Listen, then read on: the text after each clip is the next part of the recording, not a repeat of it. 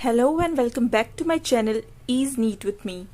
In this video, we are going to discuss antibody, types of antibodies given in NCERT, their structure and their occurrence. हमने last video में immunity के बारे में discuss किया था, उसके टाइप्स एंड फंक्शनिंग के बारे में डिस्कस किया था कि कैसे अगर कोई पैथोजन हमारी बॉडी में एंटर होता है तो हमारी बॉडी उसके रिस्पॉन्स में एंटीबॉडीज जनरेट करती है, फॉर्म करती है to fight against them and to prevent us from getting sick. तो इस वीडियो में हम एंटीबॉडी का स्ट्रक्चर एंड टाइप्स को देखेंगे। So without any further delay let us see the structure given in NCERT. अच्छा, स्ट्रक्चर पे आने से पहले हम कुछ देख लेते हैं। अगर एक पैथोजन हमारी बॉडी में एंटर करेगा तो क्या होगा, लेट अस सी। ये एक क्या है, पैथोजन। लेट अस अज्यूम कि ये क्या है, पैथोजन। पता है जो भी पैथोजन हमारी बॉडी में एंटर करता है उनमें डिफरेंट डिफरेंट क्या होते हैं, रीजन्स होते हैं, जिसको बोलते हैं एंटीजेनिक कंपोनेंट। एंटीजेनिक कंपोनेंट, इसी एंटीजेनिक कंपोनेंट के अंदर एक रीजन होगा जो कहलाएगा एंटीजन डिटर्मिनेंट,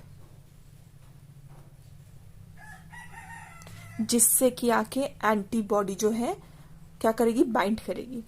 इस एंटीजेनिक जो डिटर्मिनेंट है इसको बोलते हैं एपिटोप। इसके बाद हम देख लेते थे स्ट्रक्चर गिवन इन एनसीईआरटी।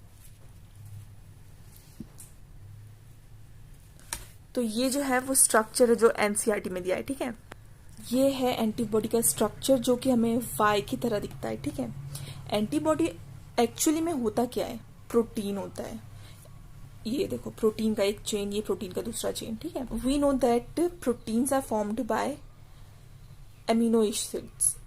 तो और एमिनो एसिड जो है एक दूसरे से किसके थ्रू लिंक्ड होते हैं, पेप्टाइड बोन के, ठीक है। सो एंटीबॉडीज को ना टेट्रा पेप्टाइड भी बोलते हैं। टेट्रा पेप्टाइड क्यों? टेट्रा मीन्स 4, 1 2 3 4, 4 चेन है। और एमिनो एसिड जो है टाइड बॉन्ड से क्या होते हैं, जॉइंट होते हैं, अटैच होते हैं। सो टेट्रा पेप्टाइड भी बोलते हैं इसको, ठीक है। इसके स्ट्रक्चर में हम देख ले तो देखो, ये जो है this is the light chain. ये पूरा एक लाइट चेन है एंड ये एक हैवी चेन है। तो ऐसे ही अगर हम पूरा स्ट्रक्चर देखें तो इसमें क्या दिखता है हमें, दो हैवी चेन और 2 लाइट चेन, ठीक है। सो 2 लाइट चेन और 2 हैवी चेन होने की वजह से इसको H2L2 भी बोलते हैं। और एक चीज, एंटीबॉडी को क्या बोलते हैं, इम्यूनोग्लोबुलिन भी बोलते हैं, ठीक है। सो H2L2 से भी हम इसको रिप्रेजेंट करते हैं एंटीबॉडी को, और एंटीबॉडी को इम्यूनोग्लोबुलिन भी बोलते हैं, ठीक है। अब इनमें क्या होता है, दोनों चेन के 2 रीजन होते हैं, एक वेरिएबल रीजन और एक कांस्टेंट रीजन।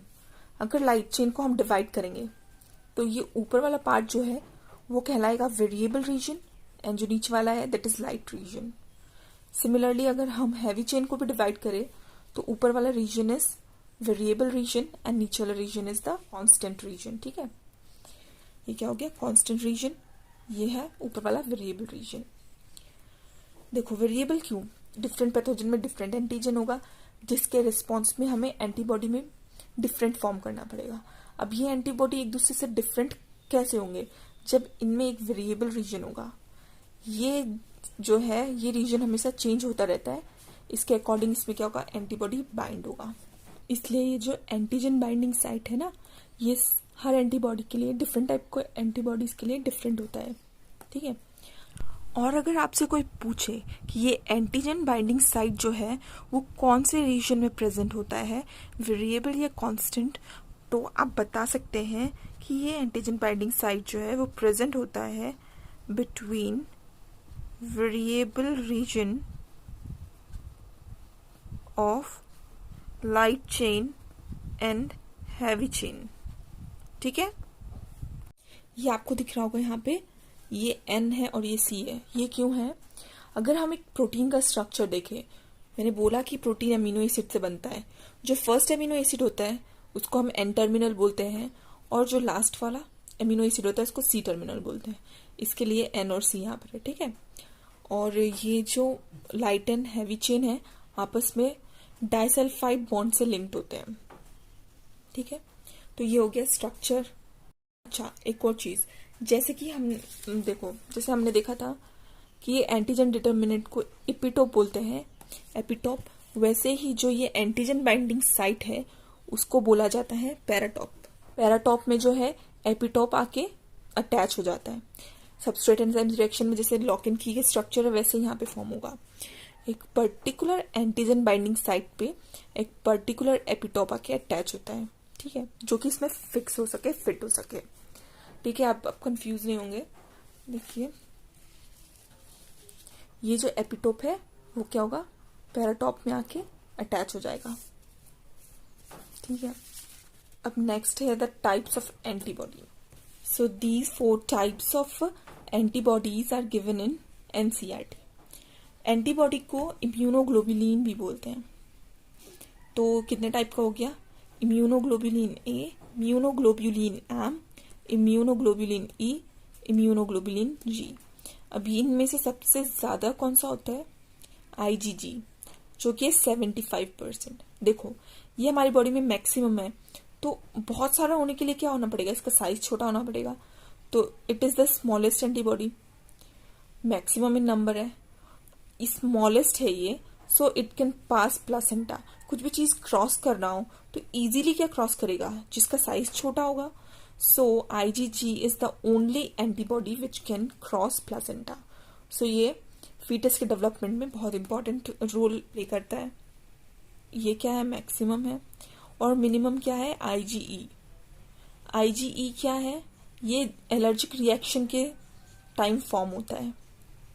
आईजीएम ये है 7 to 10%. It is largest in size and it is first antibody generated in response to an antigen. Next देखो IgA जो कि होता है 10 to 15%. IgA जो है ना, वो जो है हमारे बॉडी सिक्रीशन में पाया जाता है, जैसे कि mucus, sweat and milk.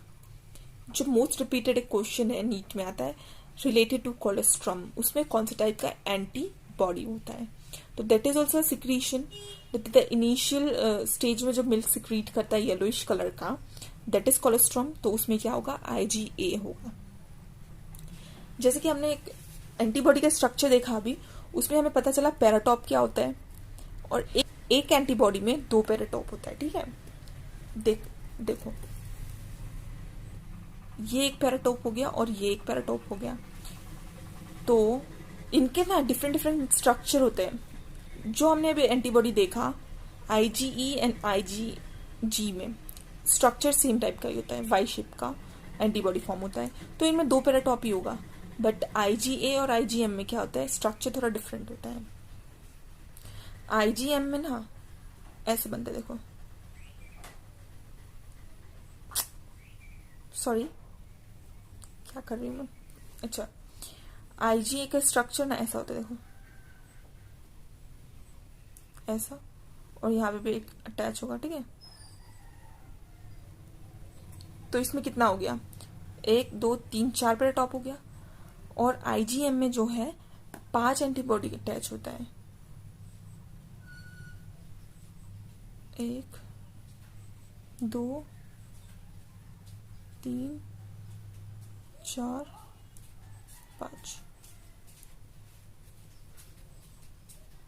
5 antibody है। तो कितने पैराटॉप बन जाएंगे, 10 पैराटॉप बन जाएंगे। सो ये हो गया यहाँ पे कंप्लीट। इसको आप अपने नोटबुक में नोट करिए, एक बार रिवाइज कीजिए और प्रीवियस ईयर के जो क्वेश्चन है इसको सॉल्व कीजिए। आई एम श्योर कि आपसे सब हो जाएंगे। If you have any doubt you can comment below, and if you like my video please like, share and subscribe. Thank you for visiting my channel. See you again. Bye bye. Take care.